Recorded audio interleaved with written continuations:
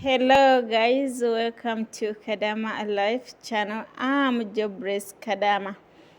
Mwene video njagala kusharinga nawe butya wosobola okugaana omuntu okusharinga ka video ko oba akafaananyi ko konoba omusindikidde ku WhatsApp. So munange eno video kyogenda okunkolera gimpeere ka like.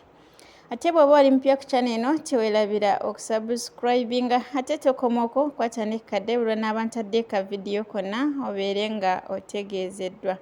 Ate teweerabira okusharinga video eno n'okukomentinga. So katugende mu video butereevu. So wano ojja kuggulawo WhatsApp app yo. Ogende mu contact zo onoonye omuntu goyagala okusharingira ekifaananyi oba ka video. Then bw'omaliriza ojja kilikinga wano wansi okulira na kamera kakutwale mu gallery okunoonyayo kyoyagala osendinga. Then genda mu gallery yo onoonyeyo ekifaananyi oba ka video. So wano nze ngenda kusharinga akafaananyi naye gwe osobola osharinga ka video.